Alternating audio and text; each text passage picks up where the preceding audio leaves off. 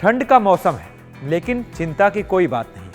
हमारे राजनेता अपने बयानों और मुद्दों से माहौल को गर्मा ही देते हैं। ताजा मामला है राम सेतु का, जिस पर संसद से लेकर ट्विटर और फेसबुक पर भी बवाल मचा हुआ है। दरअसल राज्यसभा में निर्दलीय सांसद कार्तिकेय शर्मा ने एक सवाल पूछा। उन्होंने पूछा कि क्या सरकार हमारे गौरवशाली प्राचीन इतिहास राम सेतु को लेकर कोई साइंटिफिक रिसर्च कर रही है, क्योंकि पिछली सरकारों ने लगातार इस मुद्दे को तवज्जो नहीं दिया था। उनके इस सवाल का केंद्रीय मंत्री जितेंद्र सिंह ने जवाब देते हुए कहा कि सरकार को राम सेतु के होने का कोई पुख्ता सबूत नहीं मिला है। ये बयान पहले सुन लीजिए। To some extent, through space technology, we have been able to discover species in islands, some kind of limestone shoals, which of course can't be accurately said to be remnants or parts of a bridge, but they have certain amount of continuity in location, through which some surmises can be drawn. So what I'm trying to say in a single sentence is that it's difficult to actually pinpoint the exact structure that existed there. अब इस बयान पर बवाल मचा है।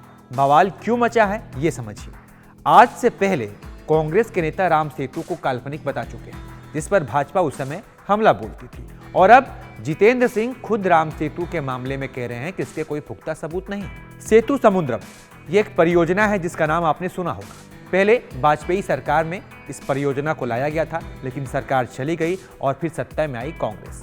कांग्रेस इस परियोजना के तहत राम सेतु को तोड़कर एक मार्ग तैयार करना चाहती थी, जिससे बंगाल की खाड़ी से आने वाले जहाजों को श्रीलंका का चक्कर नहीं लगाना पड़े। इसका मकसद ये था कि समय और दूरी बच जाए, लेकिन तब भाजपा ने विरोध करके इस प्रोजेक्ट को रुकवा दिया था।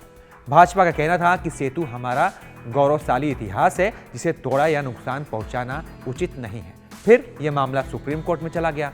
साल 2008 में यूपीए की सरकार ने सुप्रीम कोर्ट में हलफनामा दाखिल किया और उसमें राम सेतु को काल्पनिक करार देते हुए कहा गया कि वहां कोई पुल नहीं है, ये स्ट्रक्चर किसी इंसान ने नहीं बनाया, ये किसी सुपर पावर से बना होगा और फिर खुद ही नष्ट हो गया होगा।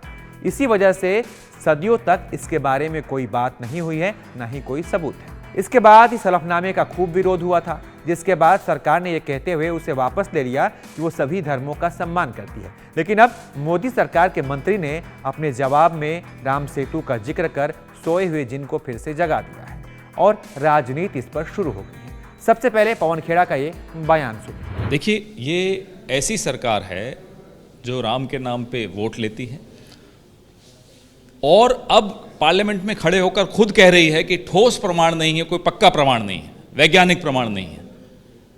तो लाखों करोड़ों ऐसे लोग जिन्होंने राम के नाम पर इन्हें वोट दिया, उनकी भावनाओं के साथ खिलवाड़ करती हुई सरकार नजर आ रही है। यही बात जब हमारी सरकार के अफसरों ने सुप्रीम कोर्ट में जब हलफनामा दिया था, तब इन्होंने कितना बड़ा हंगामा किया था। आज मंत्री खुद संसद में खड़े होकर ऐसा बोलें तो जाहिर सी बात है कि इस सरकार के हाथी के दांत खाने के और दिखाने के और है। खेड़ा साहब ने सीधे सरकार पर हमला बोला है। अब आपको छत्तीसगढ़ के मुख्यमंत्री भूपेश बघेल का भी ये बयान सुनवाते हैं। देखिए, जब यही बात कांग्रेस सरकार में जब बात कही गई थी तो हम लोगों को कहा गया था कि राम विरोधी हैं। अब खुद के ये जो राम भक्त है तथाकथित, उनकी जो सरकार है और वो सदन में ये कहते हैं कि पुख्ता सबूत नहीं है, तो अब इसको किस श्रेणी में रखा जाएगा? भारतीय जनता पार्टी को माफ़ी मांगना चाहिए, देश से माफ़ी मांगना चाहिए। किस प्रकार से देशवासियों को गुमराह किया गया, और आज जब इस प्रकार से बयान दे रहे हैं तो अब वो खुद भी कटघरे में खड़े हो गए हैं।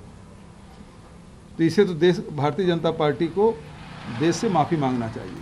चलिए, इन तमाम बयानों पर भाजपा नेता राज्यवर्धन राठौड़ ने क्या कहा, यह भी आपको सुनना चाहिए। हम भारतीय जनता पार्टी विश्वास करती है कि वहां पर राम सेतु था और उसको आज के साइंटिफिक तरीके से किस तरह से दुनिया के सामने लाया जाए, उसमें तुरंत ऑन ऑफ बटन से नहीं होता, सिर्फ कह देने से नहीं होता। हाँ, विश्वास है, लेकिन अब उस विश्वास को हम साइंटिफिकली प्रूव भी करना चाहते हैं, तो उसके ऊपर स्टडीज चल रही है। हमने IIT को इसमें इन्वॉल्व करा हुआ है, हमने स्पेस टेक्नोलॉजी को इसमें इस्तेमाल करा हुआ है, और बहुत से ऐसे, जैसे जितेंद्र जी जो मंत्री हैं, उन्होंने जैसे कहा कि बहुत से ऐसे अंश मिले हैं जहां पे प्रूफ है, लेकिन हम उसको तुरंत उसको बखान कर दे नहीं, हम और डेप्थ में जाकर उसको पूरी स्टडी करके फिर हम दुनिया के सामने लाना चाहते हैं। तो कुल मिलाकर अब इस मामले में वाद विवाद शुरू हो गया है। एक दूसरे पर आरोप प्रत्यारोप लगाए जा रहे हैं।